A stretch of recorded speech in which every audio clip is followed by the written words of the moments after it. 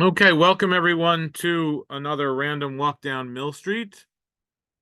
Tonight's topic, I think we're going to be pretty short tonight, or at least it's not a very involved analysis or a great discovery that I have for you tonight. But we are going to be discussing a particular character from the history of Sheretz Israel, whose name was Naphtaly Hart Myers. Has anyone here heard of Naphtaly Hart Myers before? You can raise your hand, you can nod, you can whatever. Uh, Looks like mostly no's. Um, so Naphtaly Hart Myers is a name that I read every month. And what do I mean by that? And I think I'm going to share my screen so you can start seeing my PowerPoint here. Um,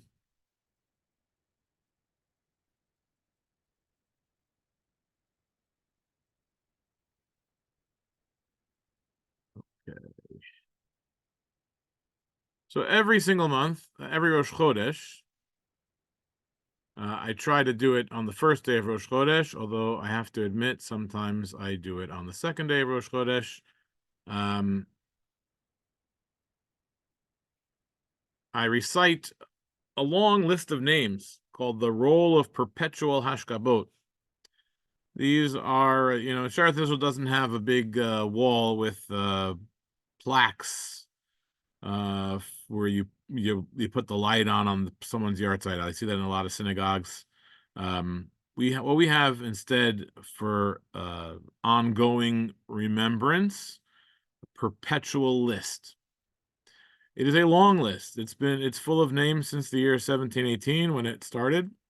And it takes about 4 minutes for me to read, and that's with me going very fast. Really, it probably should take an hour if I were to really read each name properly.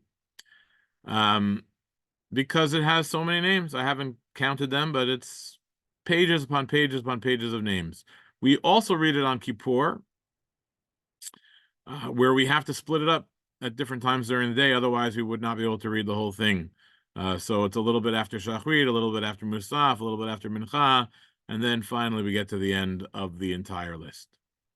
And there's a men's list and a women's list because we have two different formulas for the hashkavot. So you do the men's hashkavot, then you do the women's hashkavot. Sometimes I switch it up because it's hard to get through all those names right away. And I usually do it before services or sometimes immediately following services. So I want people to hear some of the names. Anyway, one of the names that I read every single month is that of Naphtaly Hart Myers. And he has a long honorific title. Harav Hayashish Hanechbad Hagibir Ribbi Naphtaly Bar Yosef. That is Naphtaly Hart Myers, whose Nachala is the first of Adar 2, it says here. I have to tell you that in another book, his name is listed as being, his Nachala as being on 8 Adar Aleph. So I don't know how to reconcile those two sources. That's not our topic tonight, thankfully. Okay. But his anniversary is in the beginning of Adar, and I came across it this a few weeks ago, and I said I took note of the title, and I said that is an unusual title. Who is Naphtaly Hart Myers? Let me learn about him, and it became this class. So, who is Naphtaly Hart Myers? That is the topic for today. So the first references we get to Naphtaly Hart Myers is in about 1740, 1741, where he is mentioned in the letters of Abigail Franks to her son Naphtaly Franks. Abigail Franks is like New York City Jewish, colonial New York City Jewish royalty, one of the wealthiest families in New York, period, and certainly among the Jewish community. There was the Franks and the Levies and the Gomezes. There was no one really. Everyone else was in a different category. And Abigail Franks was the daughter of Moses Levy, who had been the Parnas, one of these fabulously wealthy merchants in colonial New York, early 18th century. We're talking about 1700, 1720, 1730.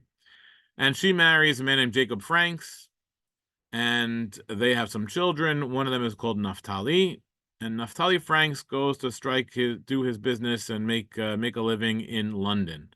And there are letters preserved that Abigail Franks writes to her son Naphtaly, a whole series of them. They're quite interesting. They're quite gossipy. They talk about different people in colonial New York, Jewish people, non-Jewish people, business relations. There's intermarriage issues. All sorts of issues are talked about in her letters. And so they are a nice source of history. They've been looked at by a bunch of people and published more than once in different editions. And we get references, about 6 or 7 references to Naphtaly Hart Myers. The very first one is from June 21st, 1741, and it's just a little phrase. Naphtaly Myers, I believe, will do very well here in New York if he answers the character you gave him, meaning, I guess, if he lives up to what you expected, what you said he is. He may be assured of any friendly office in the family. He lodges at Judah Hayes, who lives in Mrs. Sims' house just by us. He lives nearby. So the background is Naphtaly Hart Myers came to New York from London. Exactly where he was born is not known. Probably in London, but possibly in Germany or Central Europe, but probably in London. And he befriends Naphtaly Franks, who comes from New York to London. And he decides, and he's a young man. He was born in 1711. So he's in his 20s and his 30s. He says, "You know what I'm going to do? I'm going to go to New York and start a business there." Naphtaly Franks seems to be in a very wealthy family. Maybe I can do the same thing there. And he goes there and he makes an acquaintance of the Franks family, and he ingratiates himself with them, and eventually he does business with them. And you can see sort of the development through some of these letters. So he comes in June, he starts living nearby, and Mrs. Frank says, "Oh, he's a nice guy." And a few months later, says he makes himself very agreeable and useful in the family. So he's hanging around, he's being helpful, he's doing well, and she says he's very frugal and careful, which is a nice thing to say. And there are other references to him, but basically that's how he gets his start, and you can see it playing out in 1740s, letters from Abigail Franks to her son. And guess what? He does well. He makes it. And he becomes a wealthy individual in New York. And he is taken note of by the synagogue. Oh, what is going on here? Someone is sharing their screen who should not be. Okay, let's see. How do I shut that off?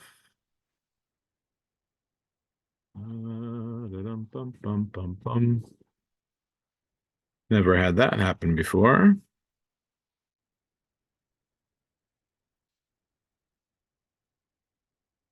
Okay, sorry about that, folks. Let's see how to do this.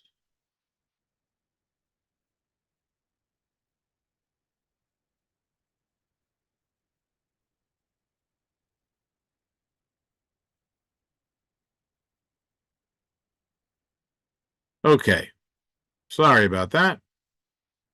I don't know what I have to do to block it, so please just don't hit the share screen. I'm sure it was an accident, but don't do that. Make sure you don't do that. Okay, so let's get back to where we were.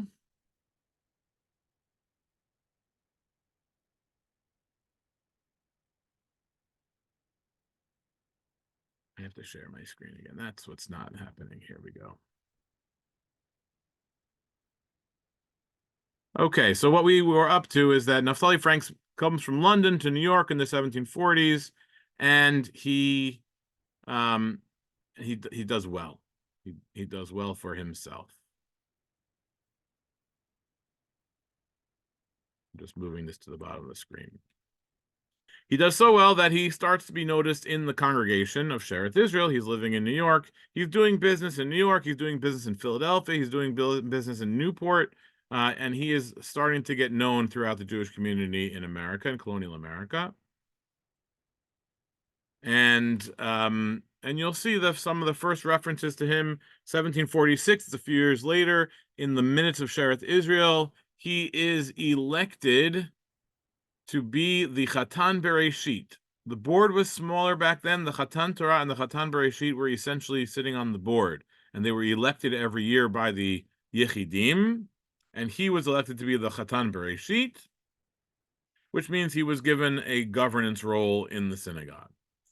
This was something that changed frequently, so it's not exactly like we have the synagogue today, where things seem to go much slower. But he was definitely one of the leaders of the congregation already by 1746. And you can see that a few months after, or a few weeks later, you see here in this minute from September 22nd, whereas it is agreed that by the Yechidim of the congregation, the Yechidim are the people who vote, the paying members who get to vote in the elections, that certain good and wholesome laws shall be made by Mr. Abraham Rodriguez Parnas, Isaac Satius, Naphtaly Hart Myers, Adjuntos, with the assistance of Mordechai Gomez and Jacob Franks. So they are actually called Adjuntos. They're called the board members, and they are the Chatan Torah and the Chatan Bereshit, and they are writing a new constitution in 1746 for the synagogue. That's all I want you to take note of, is that by now he's already done well, and he is noted. He's one of the leaders of the congregation, and he's on the board. He's also doing so I found this. I spent most of my day today trying to find the sources for these. I gave up about 10 minutes ago, or 10 minutes before the class, and I just put in a secondary source. But there are apparently advertisements in newspapers from the 18th century, from the 1740s and 1750s, where Naphtaly Hart Myers says some of the things he was selling. So in 1764, he offered a set of jewels, pair of 3 top diamond earrings, hoop, and other rings. He's selling jewelry. He's importing and exporting things from the mainland, from Europe. And one of the things he's doing is selling jewelry. He also offers a reward in 1757 for the return of a lost ring with a set of diamonds. So he must be, if he's not completely, he's doing many different things. He's selling lots of different things, but among them is jewelry. He's also doing business in Newport, Rhode Island, where there was another large Jewish community, or another Jewish community in colonial America. And here we have a letter that he sends to Aaron Lopez. Aaron Lopez is the wealthiest man, along with Jacob Rodriguez Rivera, in Newport, and they're involved in shipping on a large mercantile exchange on a large scale, with lots of ships going all over the Caribbean and mainland Europe and to America. And so he does business with him. He's a friend of his. He's not as wealthy as Aaron Lopez, but he's friendly with him. He's in the same league, a little bit less. And so here's a letter. It's a quite interesting letter, and I'll just read it to you. Dear Sir, I have the pleasure to inform you that your kind wishes in your favor, per Mr. Solomon Hart, are accomplished. I gave you a letter. He said hi. And long since acknowledged the receipt of your favor from Mr. Pimentel, with 7 half Johanneses, that's apparently some kind of Portuguese coin, which are invested in 3 lottery tickets that cost 15 shillings per piece. And if witches can influence their good fortune, you will then reap all the advantage they or any other undertaking can be attended with. Meaning, I bought you 3 lottery tickets here in London, and good luck. Like with everything, you should have good luck. Then he says, your books, which apparently we know means he was sent from other letters. He was asked by Aaron Lopez to buy prayer books for Newport in London. Your books I shall have the pleasure of conveying you when I have the happiness of returning to America. With her, I'm to be united with next February. Kind of a backhanded way to say, I'm engaged. I'm coming back next February. I'm going to be married. I'll have your books then. My respects to your lady, the old gentleman, Mr. Rivera, his consort, and all friends, with my sincere wishes for your prosperity, Naphtaly H. Myers. Now, happens to be Naphtaly Myers. We don't know much about who his parents were, but his wife was the granddaughter of the chief rabbi, the first chief rabbi of England, um, or the first Ashkenazic chief rabbi, I should say, whose name was Aaron Hart, also known as Uri Fivish, Rav Uri Fivish, who was the first Ashkenazic chief rabbi coming in the 1670s, 1690s, or something like that, to be the rabbi of what becomes the Great Synagogue of London, the Ashkenazic breakaway from the Sephardic Portuguese congregation. And so he's no slouch, and Naphtaly Hart Myers marries his granddaughter in 1753 and comes back to America. One of the physical remnants of Naphtaly Hart Myers in America, there's not too much, but is this lamp. When the Touro Synagogue in Newport was built in 1760, so that's after the letter we just read, this lamp was one of the things there. He was a donor to it, and he also gave this brass lamp. It's actually right here. It's still there, hanging in the synagogue today. You can go see it. It says if you get close enough, you can see the inscription, which has his name on it, Naphtaly Hart Myers. He also gave 5 brass lamps to Shereth Israel for the Mill Street Synagogue, and apparently those remained until the synagogue was taken down in 1818, meaning through the first synagogue, through the second synagogue even. And then in 1830 or so, 1825, 1830, a synagogue was built in Cincinnati, the first synagogue in the West, in America. And Shereth Israel gave them those 5 chandeliers to hang in their synagogue. I tried to do a little research today to see if they're still there. I don't think they're still there, because otherwise somebody would say it, but they were once there. Okay, that's Naphtaly Hart Myers. We're getting a little more sense of who he is. Successful, came from London, came to New York, struck it rich, and now he's a big shot in the 1750s, 1760s in America. In 1764, he becomes naturalized in New York, meaning he becomes essentially a citizen in New York.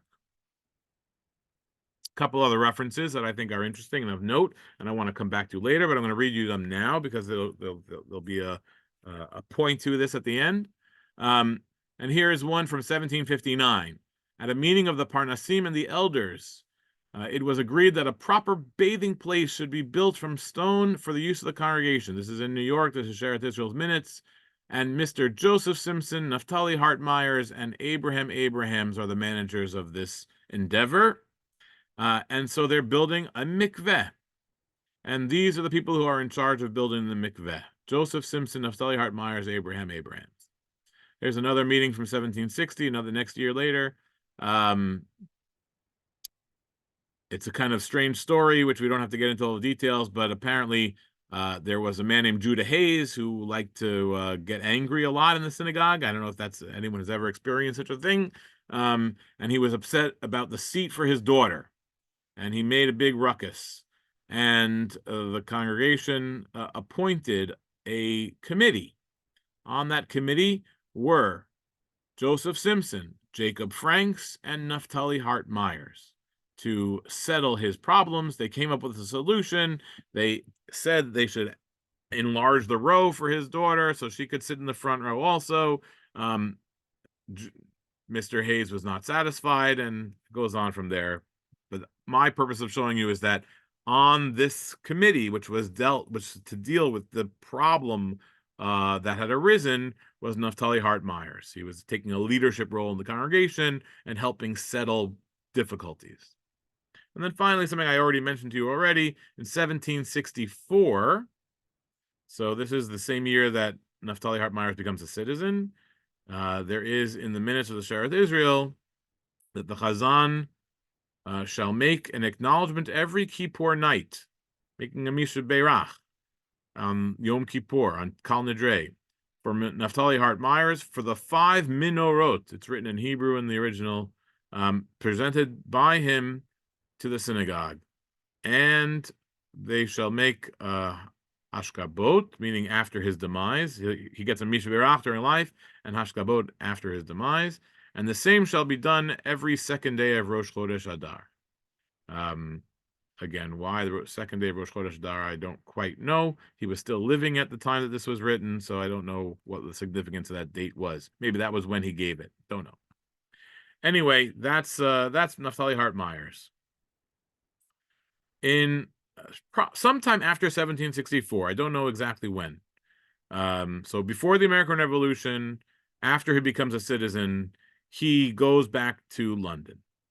He had 3 children in New York, and he moves to London. He never really comes back to New York City. And he has an interesting kind of story in London as well. He becomes one of the managers of the Great Synagogue, the Ashkenazic synagogue there. And here's a story that I didn't know about at all, which is quite interesting. In June of 1771, a gang of 8 Jews broke into a house in Chelsea, that's a neighborhood outside of London, murdered a couple of servants, and stole a large number of items. They were not immediately apprehended. But some months later, one member of the gang approached Naphtaly Hart Myers, an officer of the Great Synagogue, asking for charity. So whatever they had done and whatever they had stolen and divvied up was not enough. This guy was destitute, and he came asking for charity. Naphtaly Hart Myers said no. And then the guy says, you know what? There's a reward for the murder that happened in Chelsea. I know about it. I was there. And when Naphtaly Hart Myers hears this, he doesn't say, okay, let's get the reward money. He brings him to court. He brings him to the authorities. Myers took him to Bow Street. I don't know exactly if that's the police station. I don't know what that is. And there's a trial. That was quite a sensation, not only because the accused were Jewish, but also because Myers, the guy who brought them in, had to interpret for them as they only spoke Yiddish. They were found guilty and hanged in December of 1771. So that is a whole story I had never heard of before, and right in the center of it is Naphtaly Hart Myers, who is essentially, turning them into the authorities because they were wanted men. That's Naphtaly Hart Myers. Naphtaly Hart Myers has a son whose name is Joseph Naphtaly Myers, or Joseph Hart Myers, I think they say. And he was the first Jewish person to graduate medical school to become a doctor, a medical doctor in England. His father sent him to Edinburgh for medical school because that university did not require the swearing upon a Christian Bible. So they were not going to compromise their Jewish values, but they were going to get the best education possible, and he became the first medical doctor to graduate in England. Few more references. So right now I want to tell you a lot. What we saw earlier was that Naphtaly Hart Myers, while he was in New York, he dies in 1788. He's buried in London. He does not come back to New York. His children are in London. That's the end of the Hart Myers story here. But because of what the board said in 1764, we still recite a Hashkabah for him every single month. And I see his name. And he has this title. Now, you may have noticed, probably not because I sort of skipped over it fast, but whenever Naphtaly Hart Myers was being appointed to one of these tribunals, he was called an elder. And that you see throughout the minutes. At the meeting of the Parnas Adjunto and elders of this congregation, it was decided to continue so-and-so as a shochet. At a meeting of the elders, it was decided that shochet should put 3 seals on the beef. At the meeting of the Parnas and the elders, it was unanimously agreed that, this is a good one, I'll read through this. This is so Sheretz Israel, I have to read this one in full. At a meeting of the Parnasim and elders of this congregation, it was unanimously agreed that whenever it may happen that neither of the two Parnasim are present in the synagogue, then the oldest of the elders is to preside, shall accept the pointer, and be obliged to act and officiate as Parnas for that time. And if none of the elders are present, then the Chatan Torah, and in his absence the Chatan Breshit, and in the absence of all of them, then the oldest Yachid present shall serve as the Parnas. By the way, this is something we still do to this day. If the Parnas is not there, then you have to ask the vice president. The vice president's not there, you have to ask the board members, and the board members have a hierarchy. And if the board members are not there, you ask the Chatan Torah. If the Chatan Torah is not there, you ask the Chatan Breshit. And if none of them are there, you ask the oldest person in the room. So we follow this to this day, and this has happened. I have had to figure out who's the oldest member in the synagogue to preside, so we still do this. But what I wanted to show you out was this terminology of the elders. Dr. Poole, in his book, I have a quote on the bottom right here, Old Faith in the World, says that a lot of these terms are interchangeable. It says in the pre-revolutionary days, the term trustee was only used for the people who held the real estate of the synagogue. It was a technical legal term. Trustees were not what we call trustees today. The officer of the congregation, now known as trustee, was then called adjunto, or assistant, or elder. So he says that the elder means that you were a trustee. I actually think that this is not accurate. And I think so from things like this, from 1751, where you have the Parnas is listed separately, adjunto is listed separately, elder is listed. It doesn't just say the meeting of the elders. It has all these three different groups. And so who are the elders? That is what I was trying to figure out. And I think that the elders are the people who serve as a Beit Din. Because most of the things that they are asked to do are things related to halacha. Not all. Some of them, like this one up here, having to do with the order of succession of who's going to preside, doesn't have to do with halacha. But a lot of it has to do with certifying the shochet or the bodek, dealing with the mikveh, dealing with things that are halachic in nature. Not everything, so there's room to understand why Dr. Poole, while the terms get mixed matched, but the elders frequently deal with halacha. And there was a title that is still used today in some places, but certainly in colonial America, as well as the Spanish and Portuguese world throughout, there was a title of Ribbi. Ribbi doesn't just mean honored sir. Reb Yid is the Ashkenazic, it doesn't mean just a good guy. Ribbi is a teacher. In fact, it was a title. Sometimes, not all the time, in New York, the electors would elect the Ribbi. There would be a Chazan and a Ribbi. There was a fellow named Dov Piquet in the early 19th century who was the Ribbi. One day I'll talk about him. In the colonial era, there was a man named Abraham Abrahams who was elected as Ribbi.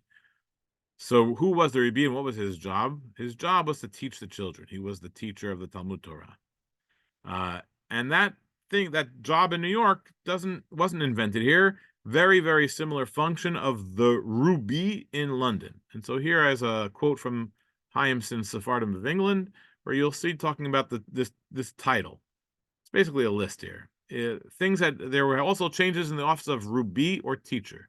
At the end of the century, he's talking about the 17th century, Joseph Abed Nun was appointed, then Abraham Judah Leon, then he was basically listing all the different people who held the title of Ribbi. Sometimes they had two people in London as the Ribbi, sometimes they had one.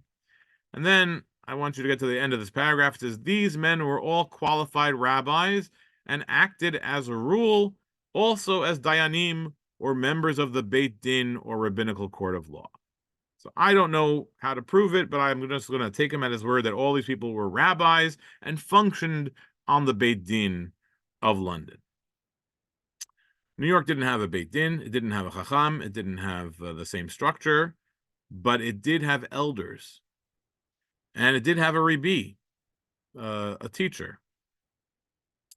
Um, Not every year. There are some years where there's no Ribbi, where the Chazan functions as the teacher for the children, and then in some years a Ribbi is hired. Sometimes there's letters written to England or Curacao asking to recommend a Ribbi. And so that's where I want to leave us off, going back to that title, which really caught my eye at the beginning.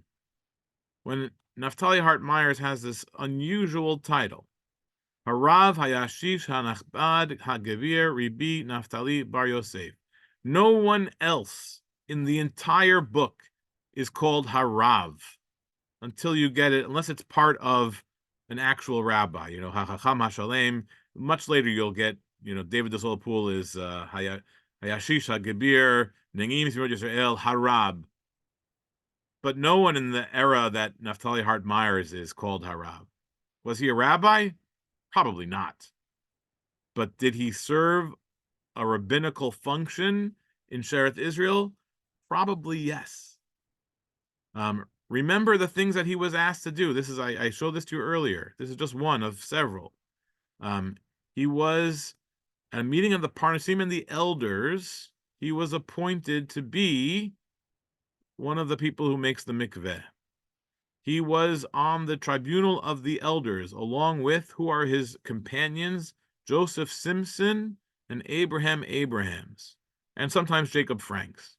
And if you take a look on this page, these are all people who died around the same time in the late 18th century. Here is Joseph Simpson, Hayashish HaNechbad HaGebir, Ribbi. No one else gets that title, Ribbi. And then here's Naphtaly Hart Myers, Harav Hayashish HaNechbad HaGebir, Ribbi Naphtaly Bar Yosef. And then here's Abraham Abrahams, Hagevir, Ribbi Abraham, Bar Ribbi Yitzchak. And I don't think, when I read them through, I just try to get through it as fast as possible. And sometimes I just think of it like in today, when especially in Ashkenazic, Reb so and so, Reb Elimelech of Lezhinsk, or what's the in Fiddler on the Roof, Fiddler on the Roof, Reb so and so. No, it's a title. It's a title that had specific meaning. These are people who sat on the Beit Din of Sheretz Israel. Were they rabbis? No. Were they the ones that the congregation relied on to answer halachic problems? Yes. And so that is Naphtaly Hart Myers, Harav Hayashish HaNechbad HaGebir Ribbi Naphtaly Bar Yosef. If I ever find out why he had extra learning or where he got his extra learning from, I'll give you an update. But that's my presentation for you for today. Let's see what we have here.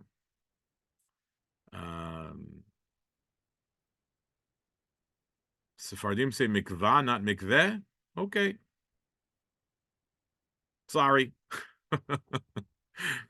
Kapara. Was he related to Meyer Myers? No, Myers is such a common name. In this era, most of the people, especially in the Ashkenazic world, didn't have family names. The Sephardic world was kind of unique in that they had these long-standing family names, but in the Ashkenazic world, they didn't really have family names. And when they had to take them, they did a patronymic. They took their father's name or their grandfather's name or their, Myers was probably, his father's was probably named Meir, or maybe his grandfather's name was Meir. And so you get a million Myers, and maybe someone's name was Hertz. So you get a lot of Harts. There's like 6 different Hart families in colonial America. It's very hard to keep track of them. And then you get a Hart Myers. Who knows what's going on there? So no, he's not related to Meyer Myers at all. Is the text the original, the English? So what you see on the screen now is this. It's not the original. Probably every 20, 30 years, we actually have to redo it when the book gets run down. But in the archives, I have much older ones, and I can, if the next question is, does the title go back? Yes, I can go and research that. But they are pretty careful about the titles used, and copying them from book to book. So that's my presentation for you today. I'm going to let everybody unmute. How do I do that again?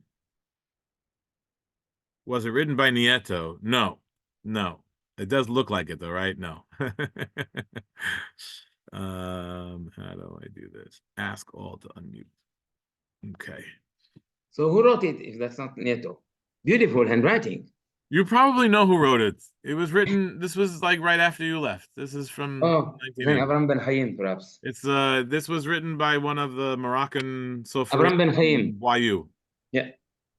Rabbi Rode told me the name once, I've forgotten. It's not Okay. Michel, but it's another Not Moroccan rabbi from YU.